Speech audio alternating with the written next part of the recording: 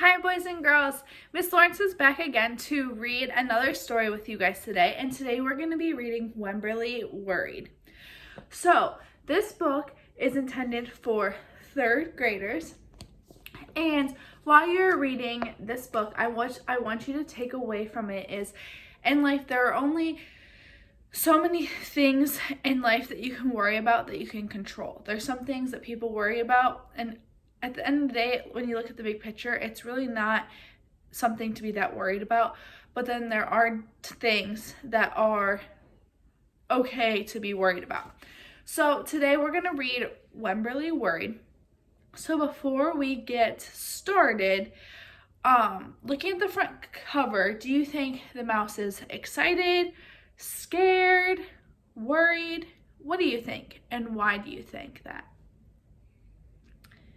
Okay, and then do you know what worried means? All right, let's get started. Wemberly worried about everything. Big things, little things, and things in between. Wemberly worried in the morning, she worried at night, and she worried throughout the day. So, before we go any further, what are some things that you worry about? Do you worry about any of those things that she's mentioned so far? All right, let's continue. You worry too much, said her mother. When you worry, I worry, said her father. Worry, worry, worry, said her grandmother. Too much worry. At home, Wemberly worried about the tree in the front yard, and the crack in the living room wall, and the noise the radiators made. At the playground, Wemberly worried about the chains on the swings, and the bolts on the slides, and the bars on the jungle gym. And always she worried about her doll, Petal.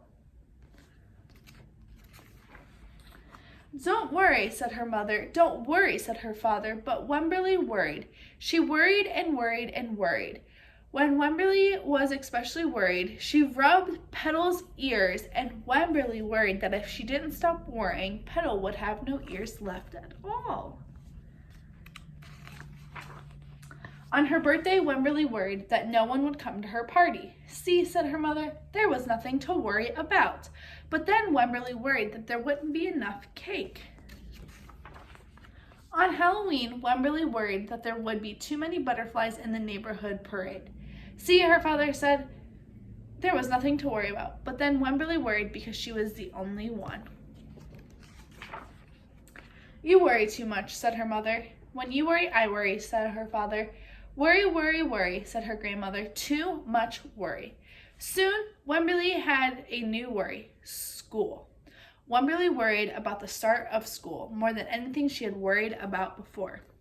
Do you get worried when you go to school? Did you worry when you first started school? You think that's something to be worried about?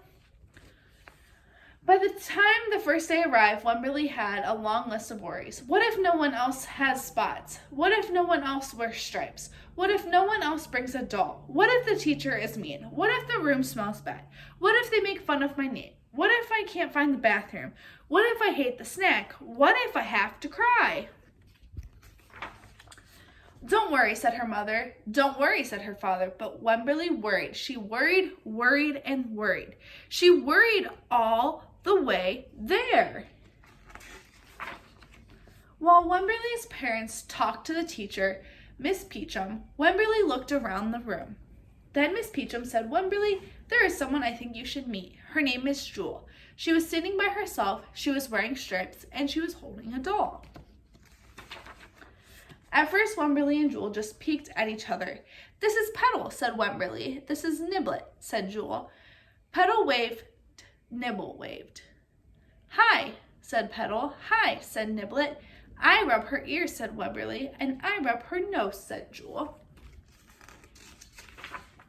Throughout the morning, Wemberly and Jewel sat side by side and played together whenever they could. Petal and Niblet sat side by side too. Wemberly worried, but no more than usual, and sometimes even less. Before Wemberly knew it, it was time to go home. "Come back tomorrow," called Miss Peachum. As the students walked out the door, Wemberly turned and smiled and waved. "I will," she said. "Don't worry." The end. That was such a good book. So, I want you guys to think about a time in which you were worried. Was it something that you should have actually genuinely been worried about, or was it something that you were just overthinking about? So, now that you have something in mind, what did you do to help yourself, like calm yourself down to overcome it? Was there anyone or anything in particular that helped you get through the situation? All right. Well, boys and girls, I had so much fun reading this story with you guys today, and I want you guys to remember, think about what you were worrying about. There could be so many bigger problems for you to worry about than those little things that you worry about on a daily basis. So without further ado, I'll talk to you guys later. I had so much fun reading with you guys. Until later, I'll talk to you all later. Bye, guys.